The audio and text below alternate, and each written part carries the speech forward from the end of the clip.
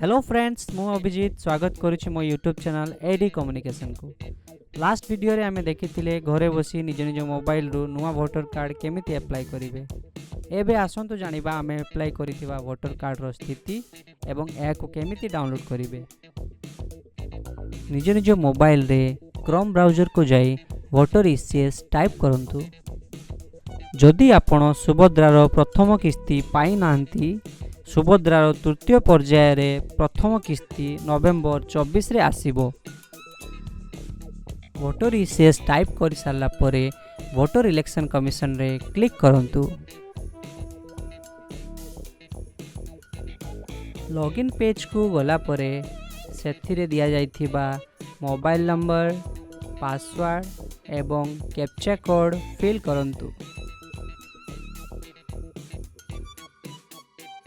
Register number को आसीथिबा one time password fill करी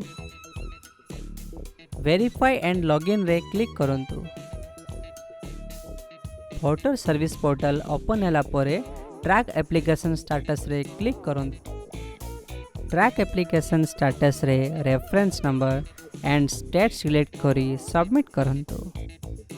जदि आपण सुभद्रार स्टेटस निज निज फोन रे जानिया पई चाहुचंती, डिस्क्रिप्शन रे दिया जाइथिबा लिंक द्वारा आधार ओटीपी वेरिफिकेशन करी स्टेटस जानि परिबे।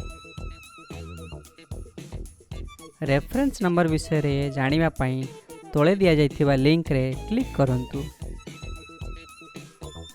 जदि आपण सुभद्रार किछि अपडेट पाइबा पई चाहुचंती, हमकु कमेंट माध्यम रे जणांतु। सबमिट को गला परे स्टेटस एरो बटन रे क्लिक करंतु। Epic number and state select करी सर्च बटन रे क्लिक करंतु।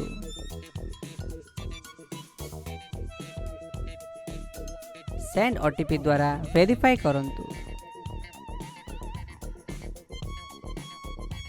वेरीफाई हैला परे डाउनलोड एपिक रे क्लिक करी वोटर आई कार्ड को डाउनलोड करंतु।